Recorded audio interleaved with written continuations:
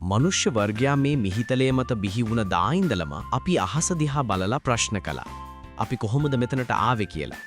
ඒ වගේම තමයි අපි කවදා හරි මෙතනින් නැති වෙලා යයිද කියන ප්‍රශ්නයත් අපි හැමෝගෙම හිත යට තියෙන දෙයක්. වසර මිලියන ගණනක් තිස්සේ පෘථිවිය මත ජීවිය පැවතුනත් ඒ ජීවිය කිහිප වතාවක්ම සම්පූර්ණයෙන්ම වගේ විනාශ වෙලා ගියා. පෘථිවි ඉතිහාසයේ මෙවැනි මහා වඳවීම් නැත්නම් mass extinctions පහක් සිදු වී ඇති බව ෆොසිල සාක්ෂි මගින් විද්‍යාඥයින් තහවුරු කරගෙන තියෙනවා. අද අපි මේ ඉන්නේ 6 වෙනි මහා වඳවීමේ අද්දරද? නූතන විද්‍යාව, තාරකා විද්‍යාව සහ භෞතික විද්‍යාව එකතු වෙලා ගොඩනැගතු ගණනය කිරීම වලක අනුව අපේ ලෝකයේ අවසන් විය හැකි ප්‍රධාන ක්‍රම කිහිපයක් තියෙනවා. මේවා පැරණි අනාවේක නෙවෙයි. මේවා දත්ත සහ සාක්ෂි මත පදනම් වූ යම් දිනක අනිවාර්යයෙන්ම හෝ යම් සම්භාවිතාවක් සහිතව සිදුවිය හැකි සිදුවීම්. Doomsday Clock එහෙමත් නැත්නම් ලෝක විනාශයට ඇති ආසන්න කාලයේ මනින ඔරලෝසුවට අනුව අපි ඉන්නේ මධ්‍යම රාත්‍රියට. ඒ කියන්නේ විනාශයට ඊටාම ආසන්නවයි. අද වීඩියෝවෙන් අපි විමසා බලන්නේ ලෝකයේ ඉහළම විද්‍යාඥයින් පවා තැතිගන්වන ලෝකයේ අවසන් විය හැකි ප්‍රධානතම විද්‍යාත්මක අවස්ථා 5ක් ගැනයි. අංක 5. ගෝලීය වසංගත තත්වයක්. මෑතකදී අපි අත්විඳි කොවිඩ් වසංගතය අපට මතක් කරලා දුන්නා ඇසක නොපෙනෙන කුඩා වෛරසයකට මුළු ලෝකයේම ආර්ථිකය සහ ජන ජීවිතේ කනපිට පෙරලන්න පුරුවන් බව. නමුත් විද්‍යාඥයින් සැබවින්ම බිය වෙන්නේ ඊට වඩා දරුණු දෙයකටයි. ඉතිහාසයේ දෙස බලන්න. 14 වෙනි සියවසේදී කළු මරණය යුරෝපයේ ජනගහනයෙන් භාගයක්ම විනාශ කළා. 19 වන සියවසේ ස්පාඤ්ඤ වුණ ලෝක ජනගහනයෙන් 3ක් මරා දැම්මා. නමුත් අනාගතයේදී එන වසංගත මීට වඩා භයානක වෙන්න පුරුවන් හේතු දෙකක් තියෙනවා. පළමු හේතුව තමයි ජෛව තාක්ෂණයේ දියුණුව. අද වන විට විද්‍යාගාර තුල වෛරසවල ජාන විනාශ කිරීමේ තාක්ෂණය ඉතා දියුණුයි. යම් හේකින් ත්‍රස්තවාදී කණ්ඩායමක් අතට හෝ විද්‍යාගාරයක සිදුවෙන අත්වැරද්දකින් ඉතා වේගයෙන් පැතිරෙන සහ මාරාන්තික සුපිරි වෛරසයක් සමාජයට මුදා හැරුණු දින කිහිපයක් ඇතුළත ලෝක ජනගහනයෙන් විශාල කොටසක් අතුගා දැමීමේ හැකියාව තියෙනවා. දෙවන භයානකම කරුණ තමයි ප්‍රතිජීවක ප්‍රතිරෝධය. අපි සුළු ලෙඩටත් ප්‍රතිජීවක ඖෂධ ගන්න පුරුදු වෙලා ඉන්න නිසා බැක්ටීරියා මේ බෙහෙත් වලට ඔරොත්තු දෙන විදිහට පරිණාමය වෙනවා. ලෝක සෞඛ්‍ය සංවිධානය අනතුරු අංග වන්නේ 2050 වන විට සාමාන්‍ය කැපුම් තුවානයක් පවා සුව කරගන්න බැරිව මිනිසුන් මිය යන ප්‍රතිජීවක පශ්චාත් යුගයකට අප ගමන් කරමින් සිටින බවයි. මේ ෂණික පිපිරීමක් නොවුනොත් මනුෂ්‍ය වර්ගයාගේ ආයු කාලය ශීඝ්‍රයෙන් අඩු කරන නිහිඬ විනාශයක්. අංක 4. සුපිරි ගිනි කඳු පිපිරීම. ලෝක විනාශය ගැන කතා කරද්දී අපි වැඩිපුරම හිතන්නේ නැති නමුත් පොළොව යට සැඟවී ඇති බිහිසුණුම අනතුරක් තමයි සුපිරි ගිනි කඳු. සාමාන්‍ය ගිනි කන්දක් වගේ නෙවෙයි. මේවා පුපුරා ගියොත් බලපෑම මුළු පෘථිවියටම දැනෙනවා. හොඳම උදාහරණය ඇමරිකාවේ යෙලෝස්ටෝන් යෝධගිනි කන්ද.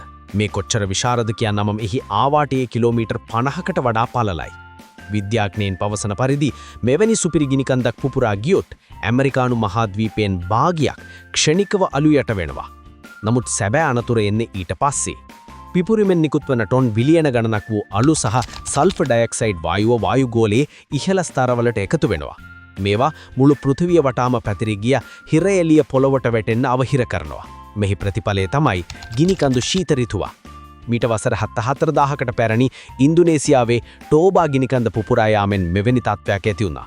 පෘථිවියේ උෂ්ණත්වය ඩ්‍රාස්ටිකලි පහළට වැටි වසර ගණනක් වැසි නැතුව වගාවන් විනාශ වී ගියා. ජන විද්‍යාඥයින් විශ්වාස කරන විදිහට එදා මුළු ලෝකයේම මනුෂ්‍ය ජනගහනය 10000කටත් වඩා අඩු වුණා. යෙලෝස්ටෝන් වැනි තැනක් අද පුපුරා ගියොත් නූතන ලෝකයේ ආහාර සැපයුම් දාමය සම්පූර්ණයෙන්ම කඩා වැටි සාගින්න නිසා බිලියන ගණනක් මිය යාමේ අවදානමක් පවතිනවා. අංක 3. කෘතිම බුද්ධියේ පාලනය ගිලිහීම. තුන්වෙනි කාරණය විද්‍යා ප්‍රබන්ධ චිත්‍රපටයකින් එළියට ආපු දෙයක් වගේ පෙනුනත් ස්ටීෆන් හොකින් සහ ඊලොන් මස්ක් වැනි බුද්ධිමතුන් මේ හඳුන්වන්නේ මනුෂ්‍යත්වයට අති ලොකුම තර්ජනය ලෙස. ඒ තමයි කෘතිම බුද්ධිය. මෙහිදී රොබෝටුන්ට තරහ ගිහින් මිනිසු මරනවා වගේ සරල දෙයක් නෙවෙයි විද්‍යාඥයින් අදහස් කරන්නේ. ඔවුන් බියවින්නේ සුපිරි බුද්ධියක් සහිත පද්ධතියක් අපේ පාලනයෙන් ගිලිහීම ගැනයි. අපි හිතමු අපි AI පද්ධතියකට බාර දෙලවා පිළිකාවට බෙහෙතක් හොයන්න කියලා. ඉතා දියුණු AI එක ගණනය කරන්න පුරුවන් පිළිකා හැදෙන්න ප්‍රධාන හේතුව මනුෂ්‍යයාගේ ජීවන රටාව හෝ පරිසර දූෂණය කියලා. එවිට පිළිකාව නැති කරන්න නම් මනුෂ්‍යාව ඉවත් කළ යුතුයි කියන තාර්කික නිගමනයට එහි එන්න පුළුවන්. මේ හඳුන්වන්නේ අලයින්මන්ට් ප්‍රොබ්ලම්. එහෙවත් නැත්නම් මනුෂ්‍ය වටිනාකම් සහ AI අරමුණු අතර නොගැලපීම ලෙස. තවත් භයානක පැත්ත තමයි ස්වයං ක්‍රියා ආයුධ. අනාගත යුද්ධවලදී න්‍යෂ්ටිකාවිය පාලනයේ AI අතරපත් වුණොත් සහ යම් තාක්ෂණික දෝෂයක් හෝ හැකර් ප්‍රහාරයක් නිසා මේ පද්ධති ක්‍රියාත්මක වුණොත් මිනිසුගේ අනදීමක් යනතුරුමව ලෝක යුද්ධයක් ආරම්භ වෙන්න පුළුවන්.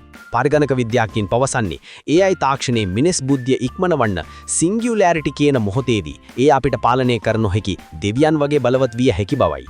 අංක 2. දේශගුණික විපර්යාස සහ ප්‍රතිපෝෂණ ලූප. දෙවන ස්ථානයේ හිමිවන්නේ මේ මොහොතේ තපාත් විඳින වැඩිම විද්‍යාත්මක සාක්ෂි ඇති ව්‍යසනයටයි. දේශගුණික විපර්යාස. මේ නිකම්ම රස්නේ වැඩි වෙනවා කියන එක නෙමෙයි. විද්‍යාඥයින් බියවන්නේ ටිපින් පොයින්ට්ස් නැත්තම් ආපසු හැරවිය නොහැකි සීමාවන් පසු කිරීම ගැනයි. උදාහරණයක් ලෙස ධ්‍රුව ප්‍රදේශවල අයිස් දිය වෙනකොට හිරු එළිය පරාවර්තනය කිරීම අඩු වෙලා පෘථුවිය තවත් රත් වෙනවා. රත් වෙන්න තවත් අයිස් දිය වෙලවා. මේ හඳුන්වන්නේ ෆීඩ්බැක් ලූප් එකක් ලෙසයි. ඒ වගේම සයිබීරියාවේ හිමතට්ටු යට සැඟවී ඇති මෙතේන් වායුව මුදාහැරුණොත් පෘථුවිය උෂ්ණත්වය දරාගත නොහැකි ලෙස ඉහළ යන්න පුළුවන්. නවතම වාර්තා පෙන්වා දෙන්නේ පෘථිවිය උෂ්ණත්වය සෙල්සියස් අංශක 2කට වඩා වැඩි වුණොත් සමකයට ආසන්න රටවල මිනිසුන්ට ජීවත් වෙන්න බැරි තරම් උෂ්ණත්වයක් ඇතිවන බවයි. ජලය හිඟවීම, මුහුදු මට්ටම ඉහළ යාමෙන් නගර යටවීම සහ කෘෂි කර්මාන්තයේ බිඳවැටීම නිසා ඇතිවන ආහාර අර්බුද මගින් ලෝක යුද්ධය ඇතිවීමේ විශාල සම්භාවිතාවක් තියෙනවා. මේ ස්වභාවික ව්‍යසනය මිනිස් ශිෂ්ටාචාරය බිඳවැටෙන ප්‍රධානතම හේතුව විය හැකියි. අංක 1. යෝධ ග්‍රහක ගැටීම. මේ තමයි පෘථිවියේ ඉතිහාසය ක්ෂණිකව වෙනස් කළ හැකි වළක්වා ගැනීමට ඉතාම අපහසු ස්වභාවික බලවේගය. අභ්‍යවකාශයෙන් පැමිණෙන යෝධ ග්‍රහකයක්. වසර මිලියන 66කට කලින් කිලෝමීටර 10ක් විශාල ග්‍රහකයක් පෘථිවියේ ගැටීමෙන් ඩයිනසෝරයන් ඇතුළු ජීවීන්ගෙන් 75%කටම වඳ වී ගියා. නාසා ආයතනයේ පවසන පරිදි එවැනි ගැටුමක් නැවත සිදු වුණොත් ගැටෙන මොහොතේම හිරෝෂිමා බෝම්බයමින් බිලියන ගුණයක ශක්තියක් නිකුත් වෙනවා. ඇතිවන කම්පන තරංග සහ ගිනිසුලි මගින් මහද්වීප ගණනාවක් විනාශ වෙන්න පුළුවන්. නමුත් භයානකම දේ තමයි ගැටුමෙන් පස්සේ වායුගෝලයට එකතු වන දූවිලි වලාව. එය වසර ගණනාවක් හිරු එළිය වසාගෙන සිටිනවා. ශාකවලට ප්‍රභාෂ සංශ්ලේෂණය කරන්න බැරි වෙනවා. ශාක මැරෙනවා, ශාක කන සතුන් මැරෙනවා. අවසානයේ මිනිස ඇටිලු ආහාරදාමයේ ඉහළ ඉන්න සියලු දෙනාම වඳ වී යනවා. නාසා ආයතනය ප්ලැනටරි ඩිෆෙන්ස් වැඩසටහන යටතේ අහස නිරීක්ෂණය කරන්නේ මේ නිසයි. දැනට විශාල ග්‍රහකයක් එන බව පෙනෙන්නට නැතත් අඳුරු අභ්‍යවකාශයෙන් සැඟවී එන ග්‍රහකයක් හඳුනා ගැනීමට අපට ලැබෙන්නේ ඉතා සුළු කාලයක් වෙන්න පුළුවන්. ඒ තමයි පෘථිවි ජීවිතයට ඇති ලොකුම තර්ජනය. මේ කාරණු ටිකක් බියජනක බව ඇත්ත. නමුත් මේවා දැනගැනීම වැදගත් වන්නේ අපට සූදානම් වීමටයි. තාක්ෂණයේ දියුණු වීමත් එක්ක උදාහරණයක් ලෙස ග්‍රහකයක දිශාව වෙනස් කිරීමේ ඩාට් මෙහෙරුම් වගේ දේවල් හරහා මේ අනතුරු වළක්වා ගැනීමේ හැකියාව මිනිසා අත්පත් කරගනිමින් ඉන්නවා. ලෝකයේ අවසන් වන්න හැටි විද්‍යාව කියන මේ අනාවධික ගැන ඔබ හිතන්නේ මොකක්ද? මිනිසාට පුරුවන් වෙයිද මේ අභියෝග ජය ගන්න? ඔබේ අදහස් පහලින් කමෙන්ට් කරන්න. මේ විශ්ව අභිරහස ගැන තවත් වීඩියෝ බලන්න අපේ channel එක subscribe කරන්න. ස්තුතියි.